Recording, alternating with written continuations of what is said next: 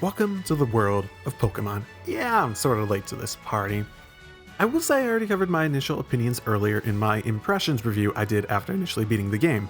Since then, I made my way through both versions, finished much of the post-game content, played multiplayer quite a bit, and did some other miscellaneous stuff like trying Nuzlocke rules. So my opinion on Pokémon Sun and Moon has evolved quite a bit as the game has simmered to a new state in my mind.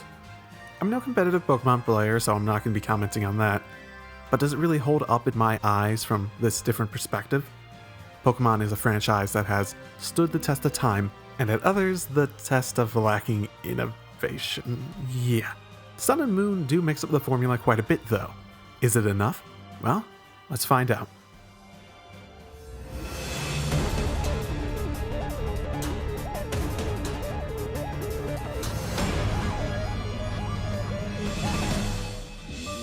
Pokémon is a creature-raising JRPG series. It involves capturing a large variety of beasts and putting them to work in presumably friendly competition with other trainers. Elemental, moveset, species variation, and team considerations are all on display in one of the more complex takes on rock, paper, scissors there is, and it really has stood the test of time. Pokémon Sun and Moon is largely more of the same mechanically, but this outing does feel a bit new. The game feels like this framework was taken and reimagined for a new vision on the series.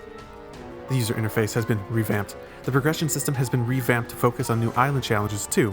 The overworld has been redesigned to feel more realistic. This can be best seen in how the trainers work. They still challenge you when they see you, but they're not going to approach you. Instead, they move around in different ways to change their line of sight.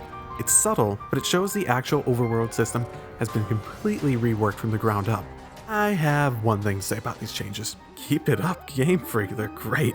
The community's features are welcome, with stuff like the new Poké-Ride system removing the previous HM system that was part of every game before it. Such upgrades are all about, but no are more important and more rewarding than the improved AI. The AI will now use more complex strategy than it ever has before, even use some movesets that are common in the competitive scene. It can make challenges much tougher. Now, if there's a fault in the AI, it's that you can sometimes trick it. Its pattern recognition in performing some strategies is less than perfect, as you can have it basically not use its best moves in a situation because of something as simple as a type disadvantage. Overall, it's a big improvement and marks a shift away from the difficulty being in grinding. Instead, the difficulty is born from battling intelligently. There's still some risk in becoming excessively over-leveled, but it's hard to fault it too much when it wants to also be accessible to small children playing it, especially when, in some cases, you can actually play the game a bit differently to make the challenge that you really want. And these changes are the backbone to what defines the new experience. If you didn't like Pokemon before this, then this probably won't change your mind. Instead, it really feels like streamlining and improvements are made in this system. It offers plentiful upgrades that makes the experience much more enjoyable and stimulating, and that is very, very welcome.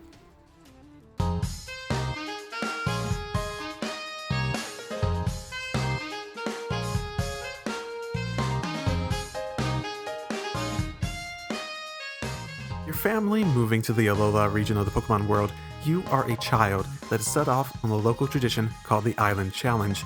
In it, you are tasked with taking down 7 challenges designed by island captains and defeating the 4 island kahunas of each of the islands. You are joined on the journey by the grandson of your local island kahuna, Hao. Also assisted by the region's Pokemon professor, Kukui, and his assistant, Lily, you travel between the islands as you come across influential groups like Team Skull, the Aether Foundation, and the members of the Island Challenge system itself. Character is one thing this game excels at, especially for a Pokemon game. Between visual design, Pokemon team makeup, and the character arc integration into the main plot, Sun and Moon treats its characters with respect and as a focus. There's still plenty of those classic tropes that are used to make the Pokemon stories more familiar, but the writers thankfully decide to play with them this time. Each feels fresh. Whether it's a change in the motivations, the role in the story, or just making that trope more of a parody unto itself, it really does change up the formula. I wouldn't say it's the best pure plot of any Pokemon game though, but with the focus on characters and the improved cinematic storytelling, it's definitely the most immersive yet. If there's any problem with the story, it's that it's not really yours. Unlike Black and White, where your character is basically given their own character arc by being mirrored by the primary antagonist, this outing makes you feel more like a tag-along. When it comes down to it, though, the story really manages to be more than what it has been before, while also feeling distinctly familiar. Much like the gameplay, this is a story for longtime fans who want more from the series, and less for those who are just jumping in for the first time.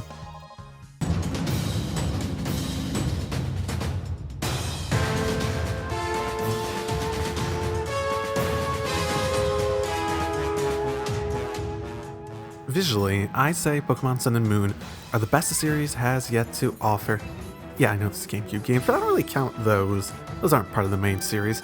Sun and Moon focus on the 3D models that are scaled to realistic proportions and realistic movement, in contrast to the chibi art and grid movement of the previous entries.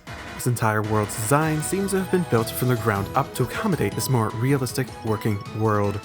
And while I didn't really think going in that it would add much to the overall story, this change in mentality for how to do the visuals really does expand past the world and into the scene-to-scene storytelling. Little camera movements, uses of framing, and other immersive storytelling techniques use the more realistic world to be more enthralling than Pokémon ever was before. The visuals enable the storytelling, and it's really only dragged down by the low visual quality of the 3DS. Pixelated textures can be jarring, and the slowdowns in some more extensive battles can really make this visual quality distracting. Not that any of it really bothered me that much, though, as I really can't say there's any point that did more than distract from time to time. Not that it's a good thing, but it is not the worst thing or immersion breaking. What helped the immersion to some extent was the music. It hit a great balance of styles that really hasn't been seen by a Pokemon game before. While still feeling like Pokemon music at the same time, I'd say it's the best soundtrack in a Pokemon game to date.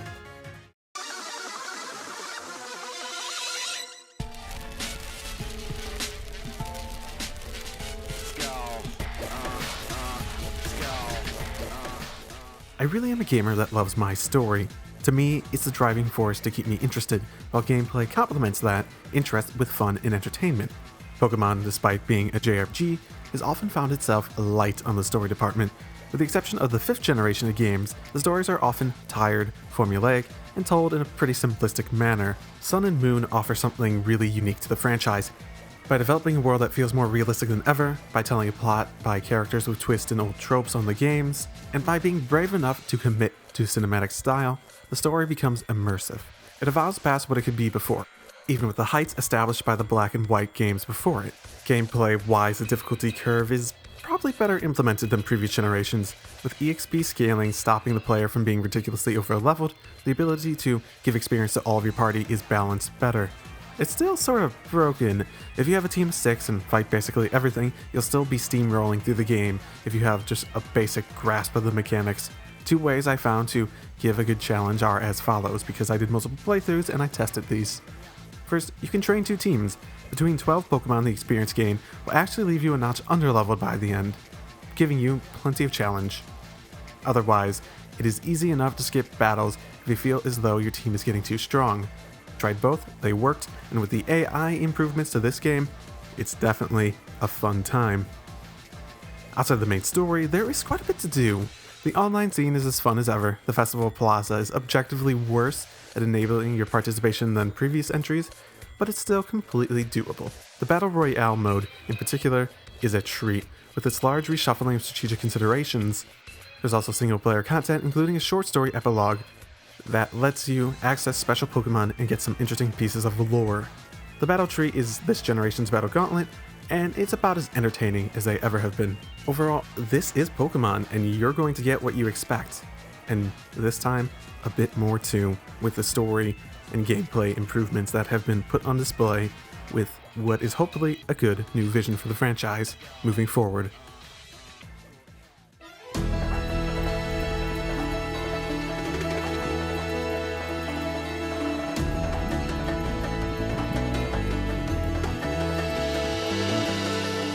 Pokémon Sun and Moon are very good games.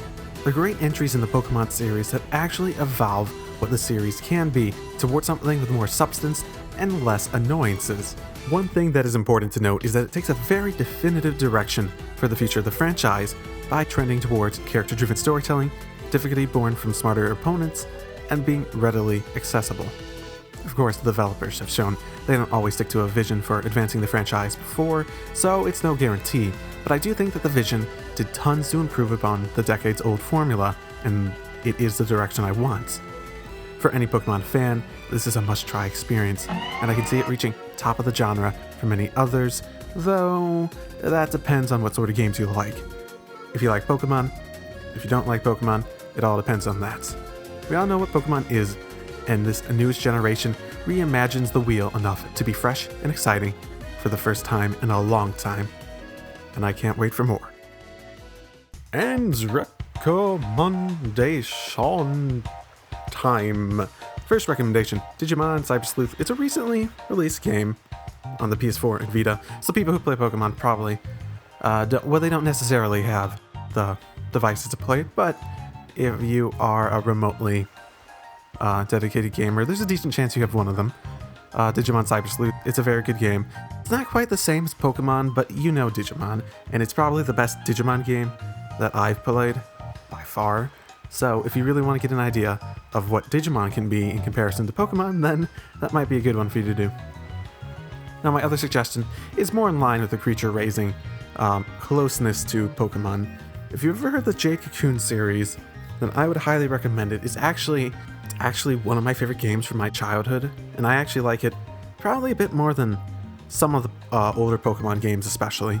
It's a PS1 game, and there's a PS2 entry too, but I'm specifically referring to the PS1 one, because that was probably the most unique of one, where you can go capture creatures and you can fuse them, and it had this system where basically when you fuse creature, it had some sort of algorithm that changed the 3D model based on the combination to make something unique that was like a combination of the two physical structures of those two creatures, and it was really cool. And if you ever like creature raising stuff, it's like one of the most unique ones I've ever played, and it's not that long either. It's like 15 hours. It's not a long game, but it's fun, and it has a pretty decent story too, and it's something I would recommend to anyone who enjoys creature raising type JRPGs.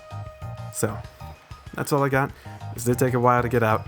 It is partly because I was playing the game multiple times and doing a bunch of the other content. I think it's a very good game.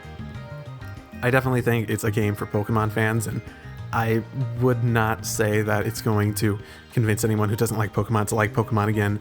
Overall, I really like the game, and I finally finished this review. This has been a review that's been on my chopping block for a while. I need to finish it. So I'll see you next time. Next one I do will probably be, because I just finished playing it recently, Final Fantasy 15. See you next time. Drive safely, everyone.